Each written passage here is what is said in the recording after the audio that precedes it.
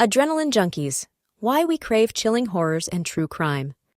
In recent years, the popularity of chilling horror movies and crime documentaries has skyrocketed. However, psychologists have raised concerns about the potential red flags associated with indulging in such content.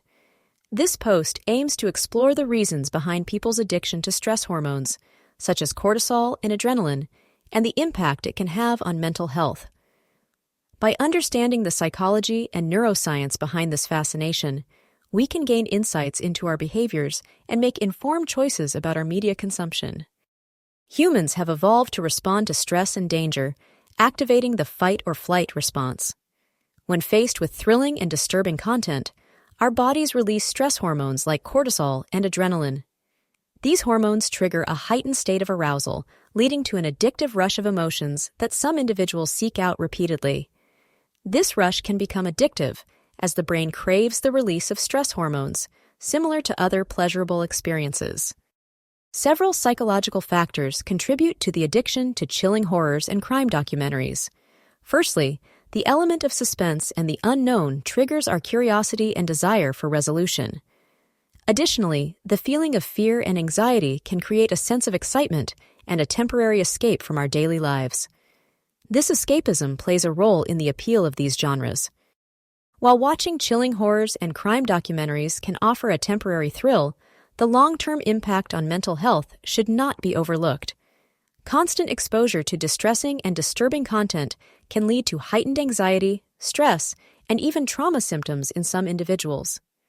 The repeated activation of the stress response can disrupt the brain's natural balance, potentially leading to increased vulnerability to mental health disorders, such as anxiety and depression. Neurologically, the brain's reward system plays a significant role in our fascination with chilling horrors and crime documentaries. When we experience fear or suspense, the brain releases dopamine, a neurotransmitter associated with pleasure and reward. This release reinforces the behavior, making us more likely to seek out similar experiences in the future.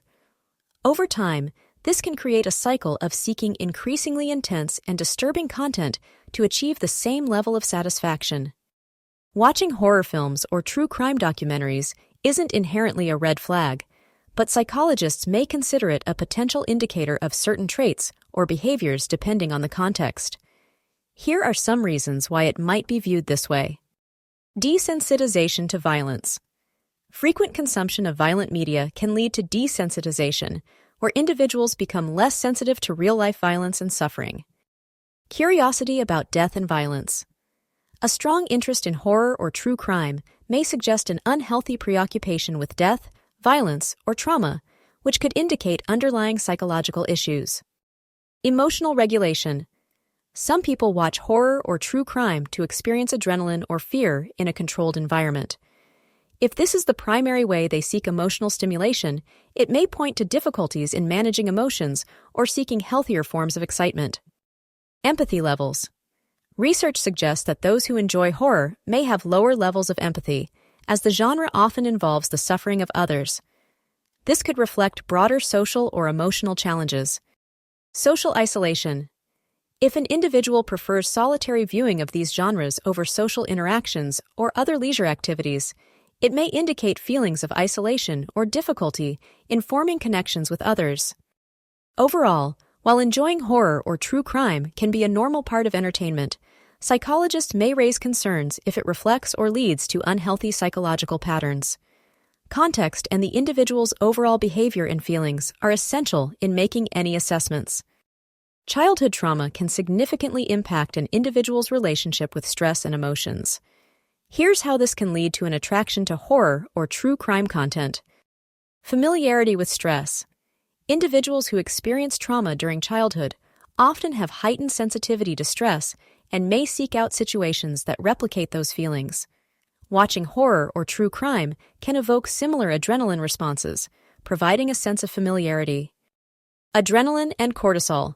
Trauma can lead to an addiction to stress hormones like adrenaline and cortisol. These hormones are associated with the body's fight or flight response. Engaging with horror or true crime may trigger these stress responses, creating a rush that feels both intense and comforting, reminiscent of past experiences. Emotional regulation. For some, watching horror or true crime serves as a way to engage with their emotions in a controlled environment. It allows them to process feelings of fear, anxiety, or excitement without real-life consequences, creating a sense of safety while still feeling the rush. Coping mechanism.